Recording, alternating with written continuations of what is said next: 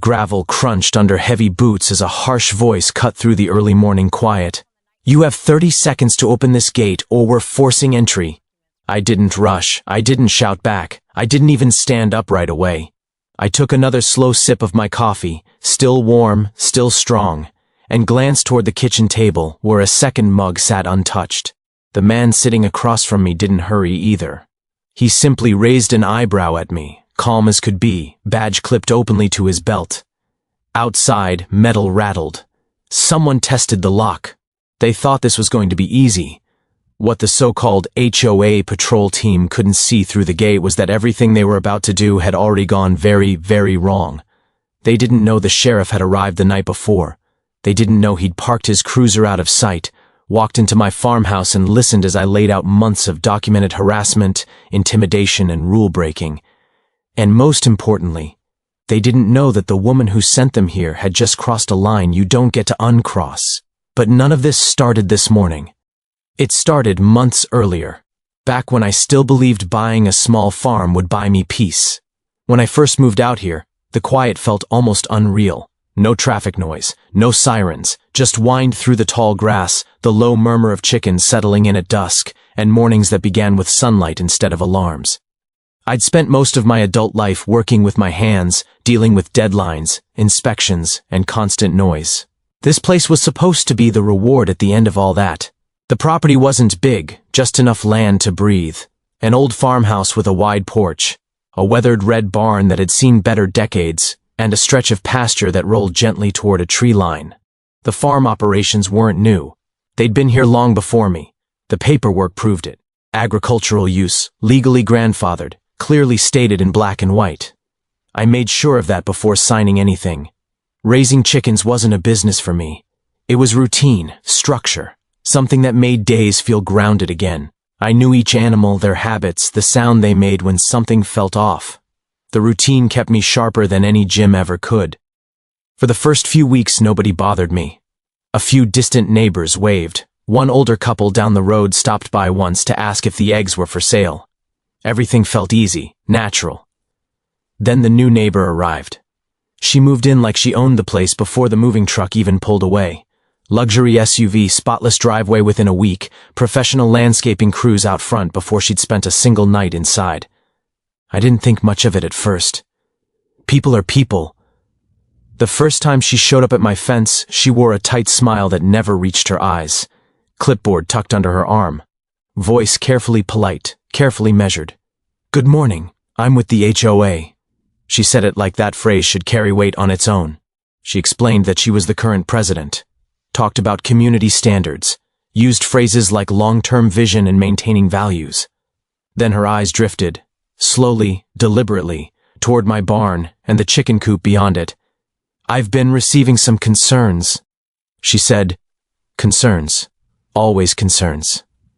I explained calmly that the farm was fully legal, that everything on the property predated the HOA regulations she was referring to. I even offered to show her the documentation. She didn't look interested. Instead, she smiled wider. "Well, rules evolve," she said. "Communities grow." That was my first warning. I just didn't recognize it yet. The notices started small, a warning about noise, a suggestion to consider relocation of livestock, a comment about odors that didn't exist beyond what comes with rural land. Each time, I responded the same way, calm, polite, documentation attached. Each time, her responses grew colder. Then came the fines. Small at first, then larger. Each one citing a different section, always vague, always written just loosely enough to sound official without saying anything concrete. I attended an HOA meeting once, listened as she talked about bringing the area forward, while projecting photos of manicured lawns and luxury developments that looked nothing like the place we actually lived in. When someone asked whether the farm was non-compliant, she didn't answer directly. She just said, "We're looking into options." That's when I understood this wasn't about rules, it was about control. Inspections followed, unannounced visits, animal control calls that resulted in nothing. Each officer who showed up looked embarrassed by the time they left. Everything was clean, everything was documented. Nothing stuck. But each visit served its purpose: pressure, stress, letting me know she could reach into my life whenever she wanted. Neighbors grew distant. Not hostile, just cautious. Some stopped waving. Others avoided eye contact. Fear has a way of spreading quietly when authority figures hint at consequences without spelling them out. I started keeping records. Every notice. Every interaction. I didn't announce it. I didn't threaten. I just documented. Dates, times, names. The exact language used. Her behavior escalated when she realized none of it was working. She began using the phrase emergency authority. Emergency situations, apparently. Justified skipping steps. Justified sending patrol vehicles through the neighborhood. Justified posting warnings on gates instead of mailing notices. Justified pushing boundaries to see which ones would bend. One afternoon, I came back from town to find two strangers walking my fence line with measuring wheels. No notice, no request. They claimed HOA authorization. The paperwork they showed didn't even list the correct address. I let them finish. That night, I compared their measurements with the original survey. They weren't just wrong. They were on the wrong line entirely. That's when I realized something else. She didn't just ignore rules. She didn't understand them. Once you know that, control starts shifting. The final warning came taped to my gate 3 days before the patrol showed up. It claimed ongoing violations. It demanded immediate compliance. It referenced enforcement action if access was denied. Still no signature. Still no proper notice. Still no authority to enter my property. I read it twice, calmly removed it, and filed it with the rest. Then I made the call.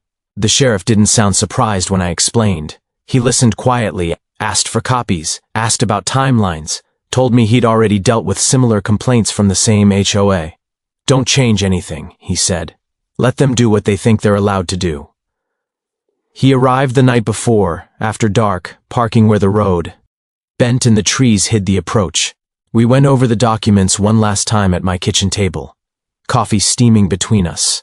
Outside, the farm settled into its usual nighttime rhythm. Chickens quiet, wind low, everything calm. He nodded once when I finished. They always act confident right before they make the mistake, he said. That brings us back to the gate, to the boots, to the metal rattling under impatient hands. I finally stood, walked to the door, and opened it slowly. Go ahead, I said, voice steady. You might want to come inside. The boots stopped moving. Something in my tone told them this wasn't going the way they'd planned. The patrol didn't come inside that morning, not yet. Whatever confidence they'd arrived with leaked away the moment they realized I wasn't panicking. They backed off just enough to regroup, just enough for her to pretend that this had been a compliance visit, instead of what it really was. By the time their vehicles rolled out, the dust had barely settled before new notices started appearing in my mailbox. This time the language changed. Everything was labeled urgent, immediate, non-negotiable. She started citing health risks, SAFED, Y violations, even potential environmental hazards. None of it was backed by inspections. None of it matched reality. But it sounded serious enough that people would stop questioning it. At the next HOA meeting, I didn't speak. I sat in the back and listened. She stood at the front, confident, projecting slides that made my farm look like a problem instead of a place. She talked about liability, about exposure, about how one unregulated property could drag everyone down with it. People nodded. Not because they agreed, but because they didn't want to be next. What she didn't know was that I'd already read every page of the HOA bylaws she liked to wave around. I knew exactly what she could do, and more importantly, what she couldn't. Emergency authority was narrow, temporary, and absolutely did not apply to legally grandfathered agricultural land, but she kept using it anyway. Animal control came again, this time with a different officer. He flipped through his clipboard, glanced around my property, and sighed. Same address as the others, he muttered, more to himself than to me. He stayed 10 minutes, signed off, left. Code enforcement followed 2 days later. Same story. Ann, compliant, no violations. Each visit added another layer to my folder. Papers stacked neatly, time-stamped, organized. Patterns were emerging, and patterns matter. While I stayed quiet, she grew louder. Her emails lengthened, her tone sharpened. She stopped pretending the farm could coexist with her vision and started talking openly about conversion opportunities. About how the land was being underutilized. That was the first time she slipped. I pulled public records next. Land plans, zoning discussions, proposed developments in nearby areas. It took longer than I expected, but when the pieces lined up, the picture came into focus. Property values in adjacent neighborhoods had spiked after similar conversions. Farms replaced with gated developments. Roads widened. HOA influence expanded. This wasn't about chickens or noise. This was about leverage. She needed me gone to push the narrative forward. And the longer I stayed calm, the more aggressive she became. The patrol visits increased. Not always stopping, often just slow drives along my fence. Lights flashing for effect. Members of her security committee, as she liked to call them, took notes from their vehicles. Once, someone tried to open the gate without announcing themselves. I didn't confront them. The camera footage spoke for itself. Neighbors started asking questions quietly, not at meetings, not in public, but in passing, at the mailbox, at the edge of driveways. They'd noticed things didn't add up. Inspections that led nowhere. Claims without proof.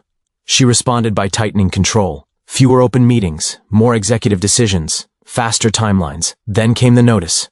It wasn't mailed. It wasn't signed. It was posted, bold letters warning of authorized enforcement action scheduled at sunrise. It claimed the right to enter, assess and remedy violations. I read it once carefully, then compared it to the bylaws she herself had quoted so often. She'd written herself into a corner. Emergency authority required immediate danger. She'd created a paper trail stating ongoing issues for months. That alone disqualified it. Entry onto private property without consent required either a warrant or clear contractual authority. She had neither. More importantly, she'd now created intent. That's when I called the sheriff. Back. This time, the conversation was shorter. He already knew where this was headed. I emailed everything.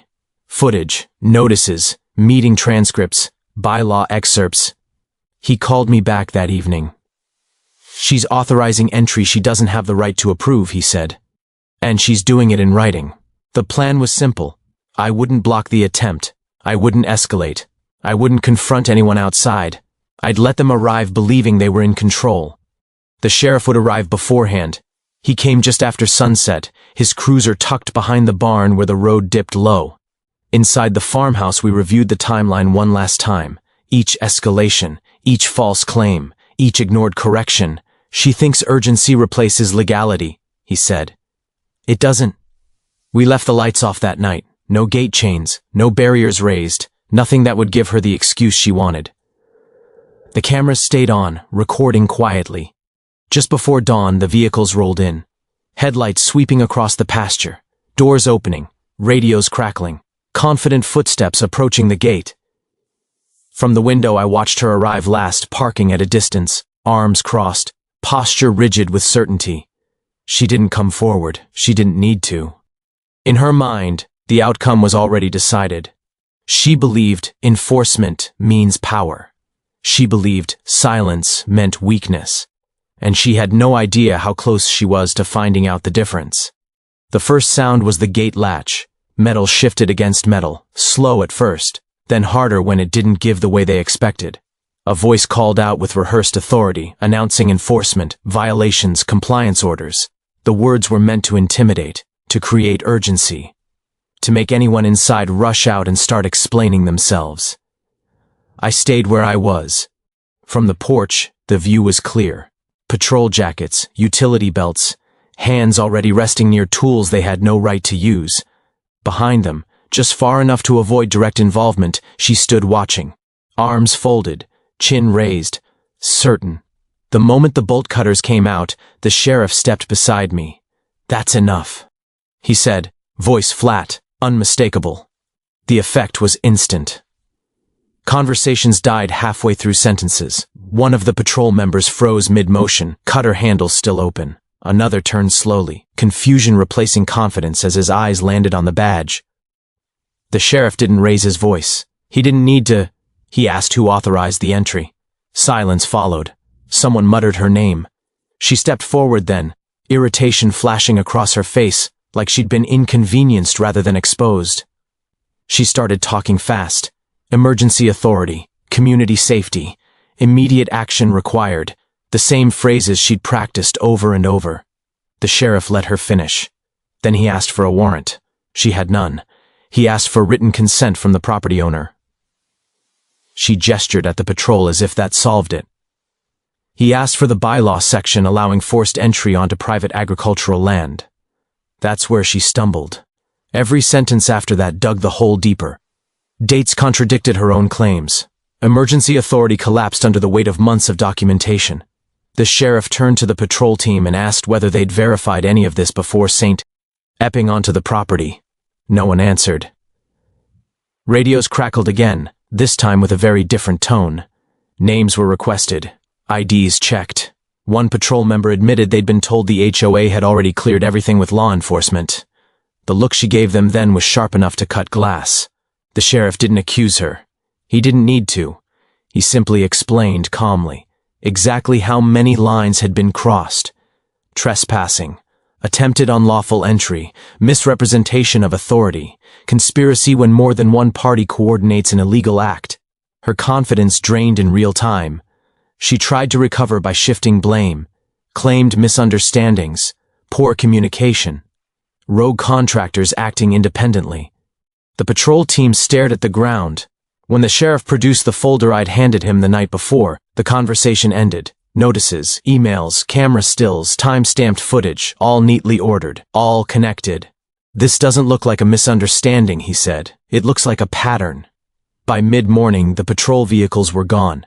Not because she dismissed them, but because they were ordered to leave. Statements were taken.